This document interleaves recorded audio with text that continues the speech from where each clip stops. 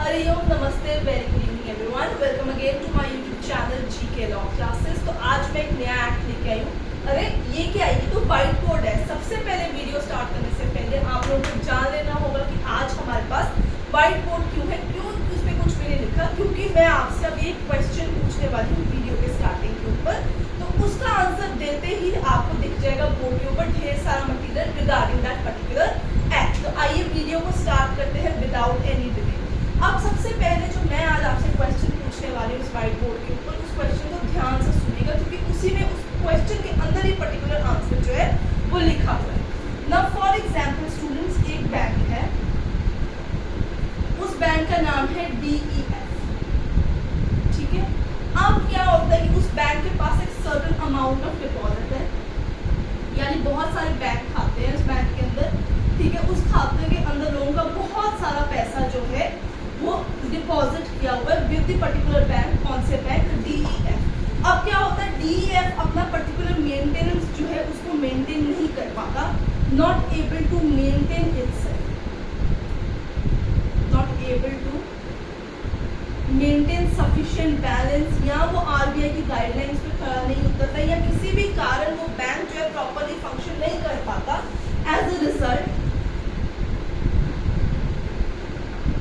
उस बैंक का दिवालिया निकल जाता है। अब आप लोग कहेंगे कि ये तो एक कॉमन सी बात होगी कि बैंक है, unfortunately it could not met the expectations of the central bank और द एपेक्स बैंक, या उसके पास जो है वो ठीक से वर्किंग एरिना नहीं कर पा रहा, तो ये दिवालिया होना तो स्वाभाविक है। बट क्वेश्चन आता है यहाँ जब उस बैंक का दिवालिया निकल जाता है।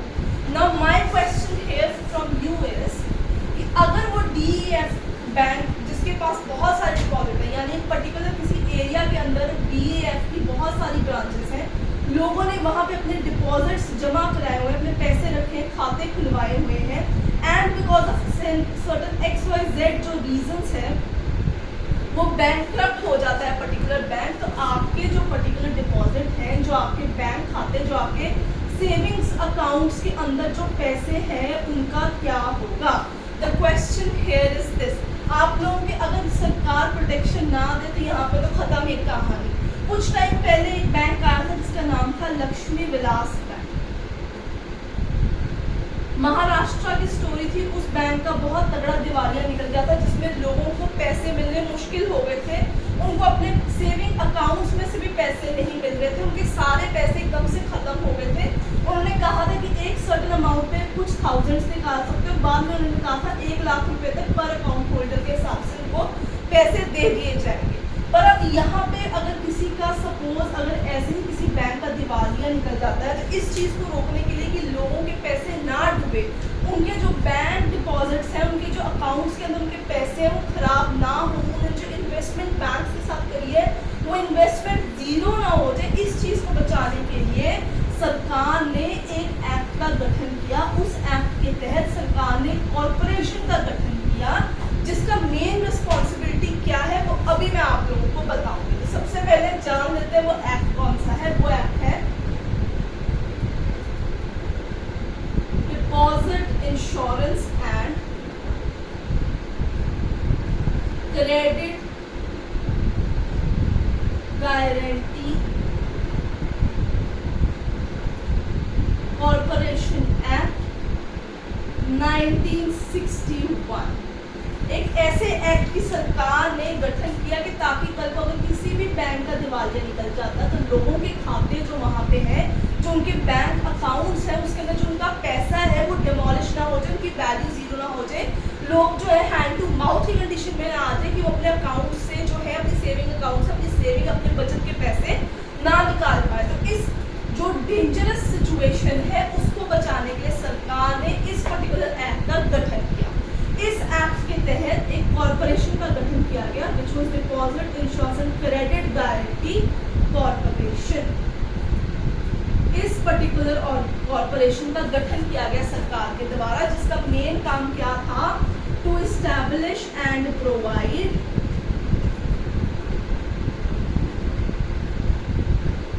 Insurance to all accounts in bank, मतलब उस बैंक को बेसिकली इंश्योर्ड करके रखना इस कॉर्पोरेशन का काम है। है कि कल को अगर बैंक का दिवालिया निकल जाता है तो लोगों के पैसे डूब ना कर जाए। ठीक है, तो ये जो इस कॉर्पोरेशन का मेन यही बेसिक काम था कि हर बैंक के अंदर कोई भी बैंक हो, जैसे DEF है, ये कोई भी बैंक हो, उसके लिए सरकार के द्वारा मैंडेटरी ये प्रोविजन क्या कि उसे इस एक्ट के साथ इंश्योर्ड होके ही रहना पड़ेगा, इस कॉर्पोरेशन के साथ इंश्योर्ड होना ही होगा, ताकि लोगों का पैसा जो लोगों ने विश्वास रख के बैंक में जमा कराया है, कल को बैंक के दिवालिया होने पे उनका पैसा सुरक्षित रहे, उनको पर अकाउंट के जो अमाउंट है वो मिल जाए और उनको कहीं और उसको री इन्वेस्ट कर लें या कहीं और पे जाके अपना अकाउंट खोल दे। तो स्टूडेंट्स, आज का हमारा टॉपिक रहेगा the deposit insurance and credit guarantee corporation act 1961। हम in depth of the act के अंदर नहीं जाएंगे, हम सिर्फ कुछ बेसिक एस्पेक्ट्स को समझने की कोशिश करेंगे, कुछ इंपॉर्टेंट सेक्शंस को कवर करेंगे।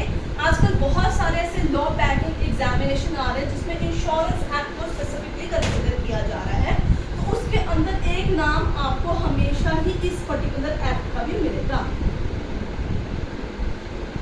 ठीक है, जिसका शॉर्ट ये है, तो इस एक्ट का भी आपको मिलेगा। मैं बता देती हूँ आपको, इसके कुछ की पॉइंट्स देख लीजिए आप। आई होप आप नोट्स बना रहे होंगे और आपको हमारे लेक्चर से, वीडियो से काफ़ी इंफॉर्मेशन मिलती होगी जो कल को आपके एग्जाम प्रिपरेशन के अंदर काफ़ी फ्रूटफुल जो है साबित होती होगी। अगर आपको हमारी आज की वीडियो पसंद आ रही है तो फटाफट से लाइक शेयर कर दीजिए और चैनल को सब्सक्राइब करना भूलिएगा मत। सबसे पहली बात मैं आपको बता दूं कि it came into effect on what date. This is very important question. It came into effect on January 01, 1962. It extends to whole of India. This is a very important question. ठीक है, this particular act of 1961 has 5 chapters and 50 sections in all together, but we are going to discuss only the important sections. So you need to keep in mind कि in this video we are only doing what the important sections, जिसमें majority बहुत सारे questions जो है previous जो है law exams में पूछे गए हैं, तो आपका मेजर फोकस ये रहेगा। Now one important question is कि ये पर्टिकुलर ऑर्गेनाइज जो आपकी कॉर्पोरेशन है, it is a subsidiary of whom? Reserve bank of India. तो ये उनके नीचे आते, this is an important question to be mark here that it is a subsidiary of reserve bank of India. अब हम बात कर लेते हैं the establishment of this particular corporation.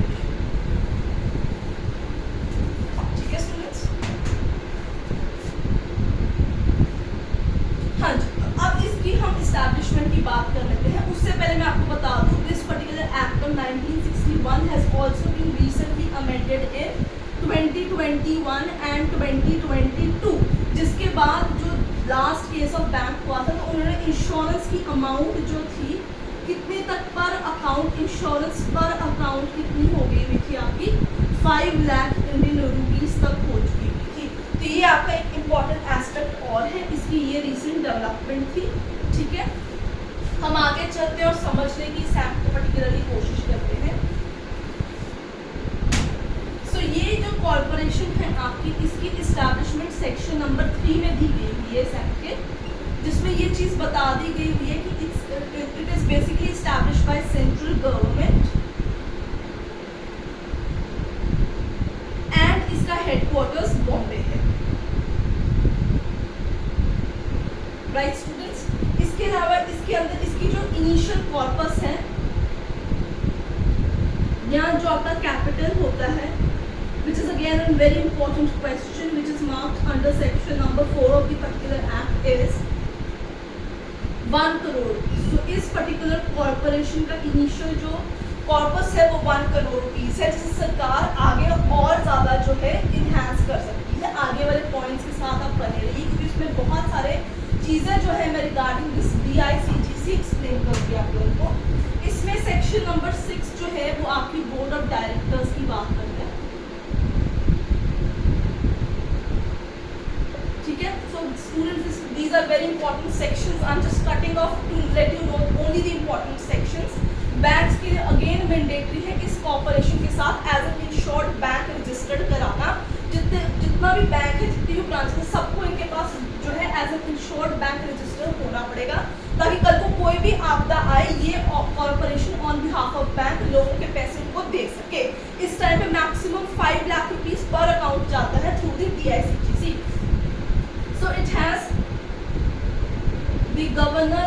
Deputy Governor of Reserve Bank of India as chairperson. CHP means chairperson, and further it has 11 other officers which are so appointed by Reserve Bank of India and nominated by central government with a tenure of 3 years. That has to be remembered here, right students?